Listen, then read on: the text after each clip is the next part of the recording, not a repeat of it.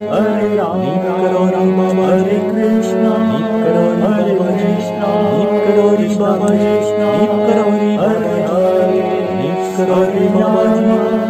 हरे राम। जय जय श्री राम। सबको प्रणाम। तो दोस्तों नमस्कार, मैं विजय वर्मा और मैं हूं इस वक्त काठगोदाम से जा रहा हूं कैंची धाम की तरफ। झिलीकोट के रास्ते भूमियाधार का मंदिर रास्ते में पड़ेगा बीच में। और दोस्तों तो मेरे साथ सर जुड़े हुए हैं मुंबई से, और नाम है आपका? शिव रामाकृष्ण। शिव रामाकृष्ण।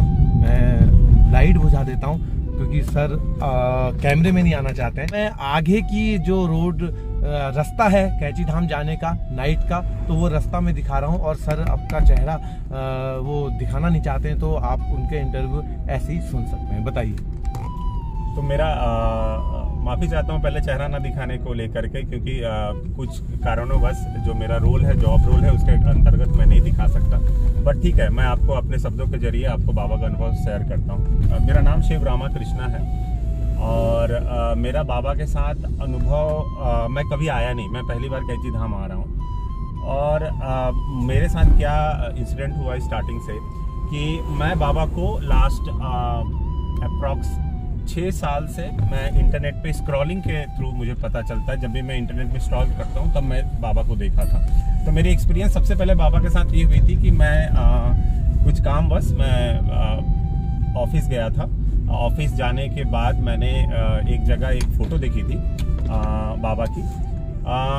पहली बार ऐसा मीन्स मैं जैसे आईटी फॉर्म में हूँ, मेरा सर्च इंजन ऑप्टिमाइजेशन का काम है, इंटरनेट का पूरा बाहर से लेके अंदर का जितना भी मार्केटिंग बेस जो भी होता है मैंने वो डिटेल देखा है। लेकिन मैंने एक ऐसा फ़कीर को देखा जो बहुत एक सिंपल सा कंबल ओढ़ के बैठे थे। बहुत इच्छुक था जानने का, तस्वीर लेने की कोशिश की गई लेकिन मोबाइल मेरा पहले ही जमा था तो मैं नहीं हो पाया। फिर मैं आया, मैं बस ऐसे ही सर्च कर रहा था। करते करते करते मैंने पहली बार स्टीव जॉब्स का कहानी के अंतर्गत उनके बारे में जाना। उसके बाद फिर मैंने ये पता किया मार्क जुकरबर्ग। तो मुझे ऐसा लगा कि ऐसा क्या है बाबा के पास जो फॉरेनर के जो जाइंट्स होते हैं, जो वो उस समय अपने मोमेंट में बताते हैं कि मैं बहुत ज़्यादा कष्ट में था। और सबने स्टीव जॉब्स से लेकर मार्क जुकरबर्ग से लेकर आप जिसके बारे में सुनेंगे आप सब में यही समझेंगे कि वो सामने से आपसे ये कहेंगे कि मैं उस समय कष्ट में था और फिर मैंने बाबा के पास आया। तो मार्क जुकरबर्ग को स्टीव जॉब्स ने सलाह दिया था कि आप जाएं वहाँ पे। उसके बाद और इच्छा बढ़ी। फिर मैंने बहुत बार देखा, मैंने बहुत सारे स्क्रीनशॉट लिए, सब कुछ रखा। लेकिन मैं आपको एक्सपीरियंस बता रहा हूँ अपने लास्ट 1 महीना के आसपास। तो मुझे कंटिन्यू ऐसा लगता था कि मतलब जाना है। बट मैं मुंबई में हूँ, मुंबई से डायरेक्ट ट्रेन नहीं है यहाँ की। फ्लाइट का देखा हूँ तो फ्लाइट से पंतनगर की ट्रेन ये थी फ्लाइट है, बट वो टाइमिंग मेरा मैच नहीं हो रहा था। सडनली मैं रोज रात में उठता था, एक बार तो मैं जरूर चेक करता था। एंड जो एक्सपीरियंस ये रहा कि मैं एक दिन पहले मुझे मुझे मॉर्निंग की आरती अटेंड करनी थी, ये मस्ट था। लेकिन फ्लाइट में ऐसा पॉसिबल नहीं था क्योंकि पंतनगर में इतनी मॉर्निंग में पॉसिबिलिटी नहीं थी। तो फिर मैंने क्या सोचा कि मैं रानीखेत पकड़ता हूँ ट्रेन जो मॉर्निंग 5 बजे आ जाएगी। फिर मैं वहाँ से यहाँ पे आऊँगा और फिर यहाँ पे आरती अटेंड कर लूँगा। उसके बाद फिर मैंने क्या किया, मैंने फ्लाइट की मैंने देखा, रात में फ्लाइट अवेलेबल थी जो कि आपकी 4:40 से थी मुंबई से, और यहाँ पे 6:40 या 7 बजे तक पहुँचाने की टाइमिंग थी। फिर मैंने वहाँ से दिल्ली कैंट का रास्ता देखा जो कि हार्डली हाफ एन आवर का था। तो मैंने ये सब देखने के बाद मैंने बुक करा। मैंने रात को फ्लाइट नहीं बुक करी, मैं रात को सो गया। मॉर्निंग में जब मैं गेटअप किया, मैं बोला मॉर्निंग में अगर मुझे तत्काल मिलती है तब मैं करता हूँ। तो मेरी नींद 10:15 पे खुली। मैं आपको बताना चाहता हूँ कि 10 बजे की टाइमिंग है बुक करने की तत्काल एसी की। आप विश्वास नहीं करोगे, मैं सबसे पहले उठा, मैं बोला अरे यार मिस हो गया। फिर मैंने मोबाइल खोली, फिर मैं देखा कि सीट अवेलेबल थी एक। ये जो सबसे अलग बात थी ना, यही मुझे पर स्ट्राइक किया। मुझे लगा एक सीट अवेलेबल है विद 15 मिनट के बाद, जो कि एसी में मात्र 30 से 40 सीटें रहती है। तो बस यही जगह पे मुझे ऐसा लगा कुछ तो बात है। फिर मैंने फटाक से पहले बुकिंग किया ट्रेन की, तो जो कि दिल्ली से यहाँ तक की थी। उसके बाद फिर मैंने फ्लाइट की बुकिंग के लिए मैंने देखा तो फ्लाइट भी अवेलेबल थी। एंड सबसे बड़ी बात की जो प्राइस थी इंक्रीज भी नहीं हुई थी, जो अभी क्योंकि जस्ट मुझे एक दिन के बाद ही पकड़नी है। 6 तारीख को मैं अपनी बात बता रहा हूँ, 7 तारीख को है, लेकिन फ्लाइट की प्राइस भी इंक्रीज नहीं हुई थी। मैंने फ्लाइट भी पकड़ी। एंड देन उसका कंप्लीट होने के बाद फिर मैं जब यहाँ आया, फ्लाइट लेट थी, डिले थी। मुझे 6 बजे की फ्लाइट मतलब वहाँ से खुली, जबकि वहाँ पे टाइमिंग था इसका अप्रॉक्स 4:45 के आसपास। I think maximum 45 minutes late थी, लेकिन यहाँ पर भी कहीं ना कहीं टाइमली पहुँची। फिर मुझे ऐसा लगा कि नहीं, कट टू कट है। मैंने सामान जो भी था अपना चेक इन में नहीं रख के अपने पास रखा कि मैं फटाक से वहां से कैब लूंगा और आऊंगा। मैं कैब लेकर के मैं फिर आया यहाँ पर। फिर यहाँ पर भी ट्रेन लेट थी क्योंकि मैं 8:25 या 8:30 में आया, 8:20 की ट्रेन थी। तो मतलब इतने सारे एक्सपीरियंस एक साथ हो रहे थे। और सबसे बड़ी बात थी कि मैंने एक कॉल किया रंगीला जी को, क्योंकि मैं सर्च इंजन ऑप्टिमाइजेशन से हूँ, इंटरनेट से हूँ, तो मुझे सारी बातें पता है इंटरनेट में। जो सबसे ज्यादा रंगीला जी ही अभी इस लोकेशंस में सबसे ज्यादा सर्चेबल पर्सन है और सबसे हाई सर्च इंजन ऑप्टिमाइजेशन में वो आते हैं। तो उसके बाद फिर मैंने इनको कनेक्ट किया, इनसे बात करा मैंने। इनके पास टाइम नहीं रहते हुए मैंने सहयोग किया। इन्होंने मुझे बोला कि मैं आपको साथ मैं आप पे जाना चाहता हूँ, क्योंकि देखिए एक अकेला दर्शन करना और एक विजय भैया उर्फ रंगीला जी के साथ दर्शन करना, दोनों में बहुत बड़ी डिफरेंस है। सो मैं इसलिए एक्सपीरियंस शेयर करना चाहता था। बहुत ही अच्छी रहा एक्सपीरियंस। अभी तो मैं जर्नी स्टार्ट ही किया हूँ, देखते हैं आगे की बात।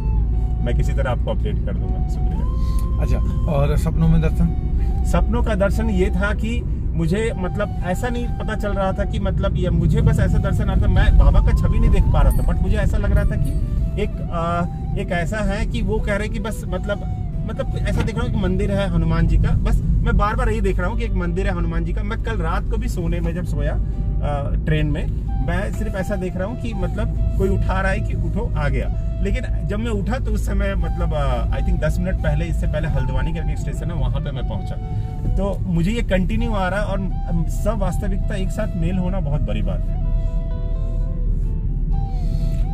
अच्छा, तो कैसा लग रहा है फिर रंगीला सौदागर से मिलके?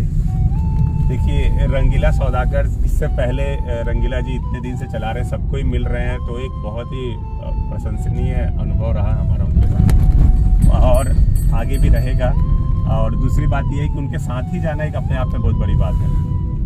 देखो दोस्तों, आज की डेट मैं अगर बात करूं तो बहुत सारे लोग मेरे साथ जाना चाहते हैं, और दूसरी बात सब बाबा जी की कृपा है। दूसरी बात, रुपयों का कोई दिक्कत नहीं है। तो दोस्तों बहुत बहुत धन्यवाद शिव रामाकृष्णन भाई का, बहुत बहुत धन्यवाद कि अपने शेयर के चेहरा वो दिखाना नहीं चाहते। तो मैंने जो हमारे जिन रास्तों से हम निकल जा रहे हैं कैची धाम, रोज मैं जिन रास्तों से जाता हूँ वो रास्ता मैंने आपको दिखाया, कितना प्यारा रास्ता है, आपने देखा। तो बहुत सारी चीज़ें हैं, बहुत सारी लाइफ में सांसारिक जीवन में हम लोग जी रहे हैं, और कहीं ना कहीं किसी ना किसी का हम अपने को महत्व समझ लेते हैं। तो फिर वो चीज़ अगर हमें मिलती है तो फिर अच्छा ही लगता है। जैसे मेरा है, मेरे को भी जैसे इन्होंने बोला कि रंगीला के साथ जी के जाना, तो मेरा भी ऐसा ही रहता है कि भक्त ही लोग जाएं, अन्य कोई ना जाए। जब भी कारूराम में इनका फ़ोन आया था तो मैंने कहा यहाँ पर आ जाओ। फिर उसके बाद जितनी गाड़ियाँ मेरी जो मैं करवा रखी थी वो सारों का अरेंजमेंट किया। ये बोल भी रहे थे, यार तुम आ जाओ, पैसों की टेंशन नहीं है, मैं दे दूंगा। मैंने कहा कोई बात नहीं, जितना मैंने कर रखा, क्योंकि हर कोई चाहता ना मिलना। जी जी जी। कारूधाम में ही मैं मिल लेता हूँ लोगों से, वरना फिर मैं कैची धाम में 6:30 बजे 8:30 बजे तक का मैं रहता हूँ, मैं वहाँ पर मिल लेता हूँ। फिर उसके बाद मेरा कार्य शुरू हो जाता है। हाँ, थोड़ी बिजी, मैं बिजी वैसे नहीं हो गया। आपने बोला ना कि बिजी हो ना, मैं भी सोचता था कि यार क्या फायदा, लेकिन ऐसा वो ये मैंने ये परिस्थितियाँ ऐसी हो जाती है जहाँ एक आदमी 4 लोगों से मिलता था, अब अगर एक ही आदमी 40 लोगों से, 40 लोग खड़े होंगे वहां पर, तो वो 40 लोगों से वाकई में नहीं मिल पाएगा। अगर 5 मिनट भी सबको देगा तो अगर वो 2 घंटे में वहाँ पर रहता है तो घंटे कम पड़ जाएंगे। तो ऐसी परिस्थितियाँ यहाँ पर उपलब्ध हो जाती हैं। लेकिन कोई बात नहीं, मैं आता हूँ नित कैची धाम, आपको 6:30 8:30 बजे भी मिल सकता हूँ। बाकी आप घर बैठे बैठे तो दर्शन कर ही रहे हैं। सबसे बड़ी बात तो ये है कि आपको घर बैठे बैठे दर्शन हो जा रहे हैं। चलिए, एक भाई और है जो तीसरी बार शायद हमारे साथ आया हुआ है। जी, मैं आदित्य कुमार भाई हैं, तो दिल्ली से हैं। तो दोस्तों सभी लोगों का जो आने वाले हैं, जो आते हैं, अब आप सोचते हैं कि यार मैं फिर, ठीक है चलो वीडियो को करते हैं मंगल और मिलते हैं किसी अन्य मंगल में। अगर आप चैनल में नए हैं तो चैनल को सब्सक्राइब कर दीजिए, बेल आइकन दबा दीजिए। जय नीप करोरी बाबा जी, जय।